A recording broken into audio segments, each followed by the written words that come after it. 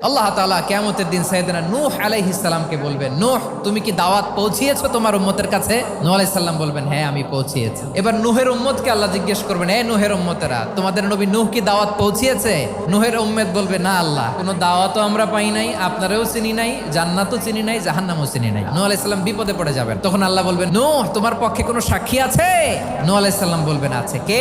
উম্মতে মুহাম্মাদি। তখন আমরা বলবো, আল্লাহ, আল্লাহর নবী নূহ আলাইহিস সালাম তিনি আপনি যা যা বলেছেন ঠিক তা তার উম্মতের কাছে পৌঁছে দিয়েছে। এবার নূহের উম্মতের সাথে আমাদের ঝগড়া লাগবে। তারা বলবে, তোমরা আসছো আমাদের হাজার হাজার বছর পরে, তোমরা কি করে জানলা? তোমাদের সাক্ষী ধর্তব্য হবে না? আমরা তখন বলবো, আমাদের কোরআনে তোমাদের নবীর নামে আল্লাহ তাআলা একটা সূরা নাজিল করেছেন, সূরাতে নূহ। দিন রাত এক করে তোমাদের কাছে তিনি দাওয়াত পৌঁছেছেন, সব আমরা জানি। আমরা যখন বলবো এই কথা, নূহের উম্মত চুপসে যাবে। তখন আমরা সত্য বলেছি কিনা এটা আল্লাহ তাআলা জানতে চাইবে বিশ্বনবীর কাছে। তখন বিশ্বনবী আমাদের পক্ষে সাক্ষী দিবেন। আওয়াজ করে বলেন আল্লাহু আকবার।